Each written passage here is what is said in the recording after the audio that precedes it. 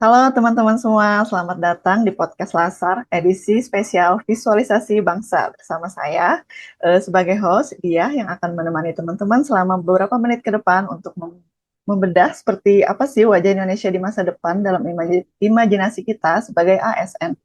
Tentunya saya nggak sendirian nih, sudah hadir tiga rekan saya. Ada Mas Abdul Rahman dari Politeknik Negeri Bengkalis. Selamat sore, Mas Rahman. Apa kabar? Selamat sore juga kembali.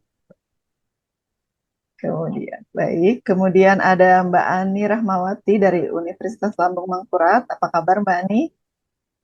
Alhamdulillah baik Mbak. Yang terakhir ada Mas Hadi Wijaya dari Politeknik Negeri Bengkalis juga nih. Gimana kabarnya, Mas Hadi? Alhamdulillah sehat. Oke, langsung aja ya. Hari ini nih kita bicara mengenai visualisasi bangsa. Kalau kalian memejamkan mata nih, bayangin Indonesia 20 tahun lagi itu, apa satu kata yang muncul di kepala kalian? Mulai dari Mas Rahman, boleh? Buat saya, satu katanya adalah connected atau terkoneksi. 20 tahun ke depan saya membayangkan tidak lagi antrian panjang di kantor atau pelayanan publik atau di tempat pelayanan publik. Di tengah kemajuan teknologi AI saat ini, masa depan birokrasi Indonesia semakin cerah, optimis, semakin modern, dan masyarakat untuk mengakses itu hanya cukup sekali tekan untuk semua urusan itu optimis bisa selesai. Dan digitalisasi bukan hanya untuk gaya-gayaan tapi juga untuk efektif dan efisien. Tentunya untuk tuntutan zaman yang semakin maju. Baik, berarti nggak ada lagi tuh ya, Mas, kayak fotokopi KTP gitu untuk urusan birokrasi kita.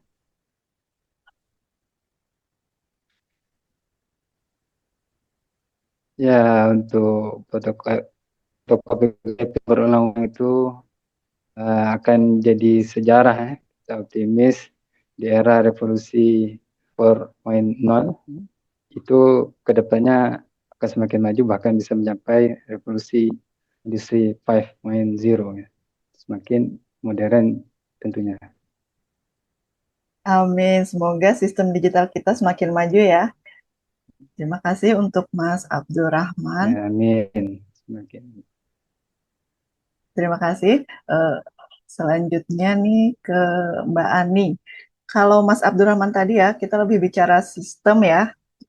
Kalau Mbak Ani ini biasanya lebih ke sisi manusianya. Gimana kalau visualisasi dari Mbak Ani sendiri? Silakan, Mbak. Kalau saya kata yang merepresentasikan adalah integritas. Sistem secanggih apapun, kalau orang di baliknya nggak punya etika, ya ambruk. Visualisasi saya Indonesia 2045 dihuni oleh SDM yang punya growth mindset. ASN-nya bukan lagi dilayani, tapi melayani dengan empati. Saya membayangkan masyarakat kita punya literasi tinggi, nggak gampang kemakan hoax, dan bangga dengan identitas budayanya sendiri. Meski dunia makin global. Ya, setuju nih. Jadi bukan cuma pintar otaknya ya, Mbak Ani, tapi juga kuat karakter gitu ya, Mbak. Iya, Mbak. Oke, selanjutnya Mas Hadi. Kalau visualisasi dari sudut pandang seorang praktisi pelayanan publik nih, Mas Hadi gimana ya?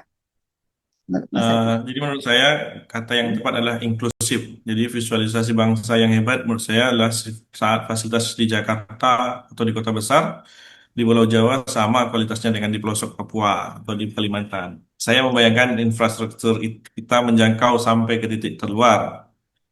Pelayanan publik itu tidak memandang kasta atau jarak. Jadi visualisasi saya adalah Indonesia yang adil secara nyata bukan cuma di teks Pancasila.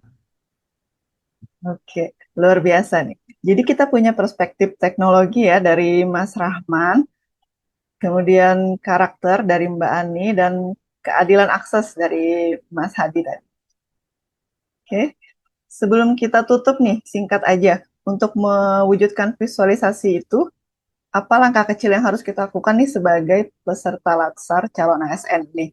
Silakan Mas Abdurrahman dulu. kita harus melek teknologi dan jangan berhenti belajar hal baru, upscaling. Gitu, Mbak. Kalau dari Mbak Ani? Kalau dari saya, jaga idealisme, jangan sampai tergerus oleh lingkungan yang mungkin nanti berdebu.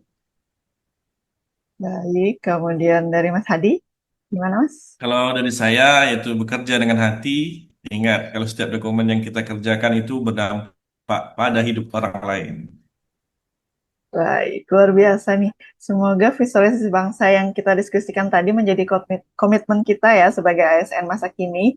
Ya, karena masa depan Indonesia tidak menunggu kita siap, tapi kita yang harus menjemputnya dengan aksi nyata. Terima kasih Mas Rahman, Mbak Ani, dan Mas Hadi atas perspektifnya yang luar biasa. Sama-sama, Mbak. Terima kasih. Sama-sama Mbak Dia. Akhir kata, mari jadi bagian dari solusi, bukan dari birokrasi yang rumit. Saya Dia, sampai jumpa di pengabdian yang sesungguhnya. ASN berakhlak, bangga melayani bangsa.